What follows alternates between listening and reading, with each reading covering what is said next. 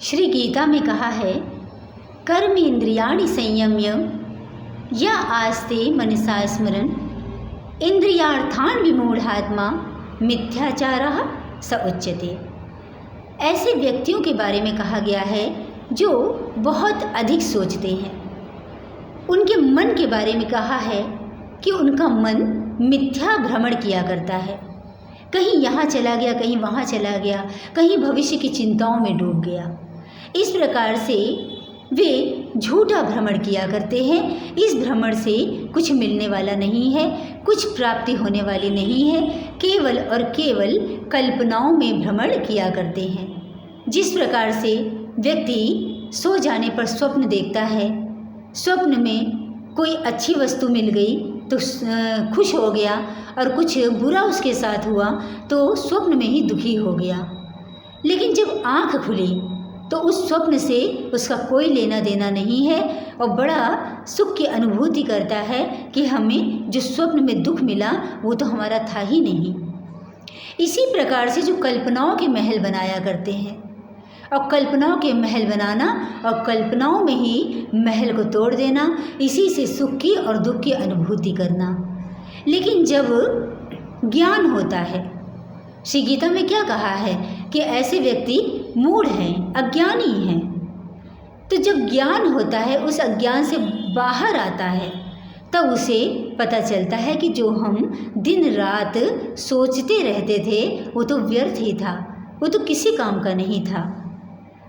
आज सारा दिन सोचे बैठकर क्या कुछ मिल जाएगा? कुछ नहीं मिलेगा। पूरा जीवन सोचते रहे, कुछ मिलेगा? कुछ नहीं मिलेगा। इससे होगा क्या? हमारा वर्तमान खराब होगा। आज हमने सोचा, कहते भविष्य की चिंता कर रहे हैं।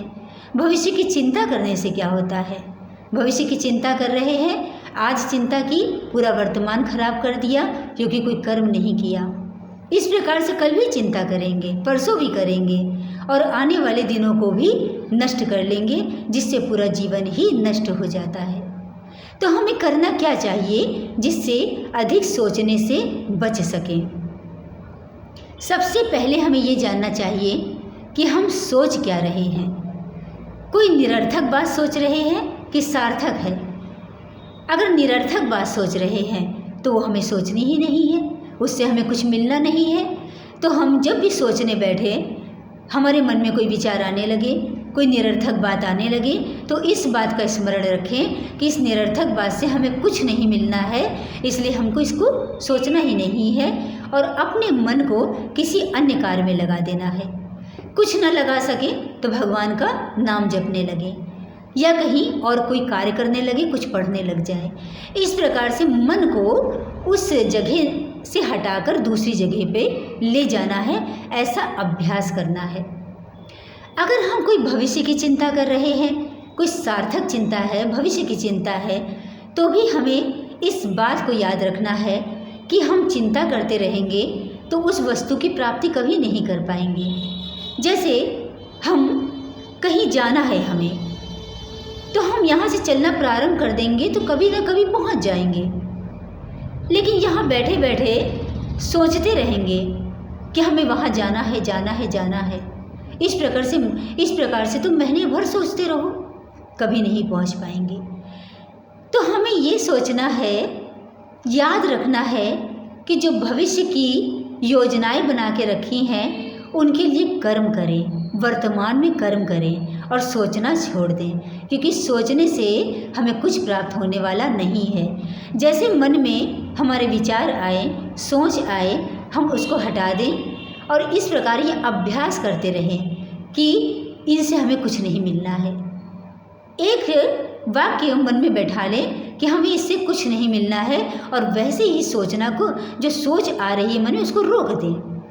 इस प्रकार से अभ्यास करने से ये बात जो हमारे मन में बार बार आती है वो रुक जाएंगी और हमारा सोचना भी रुक जाएगा। लेकिन जिनकी बहुत अधिक आदत पड़ गई है सोचने की, वे कैसे रोकें? तो उनके लिए है कि थोड़ा सा ध्यान करने लगे, 10 मिनट का ध्यान करने लगे। उस ध्यान से ऐसी शक्ति प्राप्त होगी कि उनका सोचना रुक जाएगा। और चौथी बात है कि हमारे भीतर संतोष होना चाहिए। बहुत अधिक इच्छाएं भी हमारे दुख का कारण बन जाती हैं। बहुत अधिक इच्छाएं, एक इच्छा आई, पूर्ण हुई, फिर दूसरी इच्छा उत्पन्न हो गई, उसके बारे में सोच रहे हैं, फिर वो अगर पूर्ण हो गई तो तीसरी के बारे में सोच रहे हैं। तो ये सोचना रुकता नहीं है, ये निरंतर चलता रहता है। तो हमें क्या करना है, अपने भीतर संतोष रूपी धन को उत्पन्न करना है। जब आवे संतोष धन, सब धन धूरी समान। तो अपने भीतर संतुष्टि लानी है कि जो हमारे पास है उसमें हम खुश रहें, और जो आगे प्राप्त करना चाहते हैं उसके लिए कर्म करें। इस प्रकार से ये अभ्यास करते रहें और अपने मन को जो चिंता कर रहे हैं उससे रोकें। और जिस प्रकार से संत लोग चिंतन करते हैं वैसे ही हम अपना जीवन बनाएं, क्योंकि समस्याएं जो होती हैं वे सबके जीवन में आती हैं, चाहे गृहस्थ व्यक्ति हो और चाहे संत हो। गृहस्थ व्यक्ति चिंता में डूब जाता है और संत चिंतन करता है। तो ऐसे हमें भी बनना है। हमें भी अगर हमारे जीवन में कोई समस्या भी आती है तो हम चिंतन करें, ना कि चिंता, और आगे बढ़ें।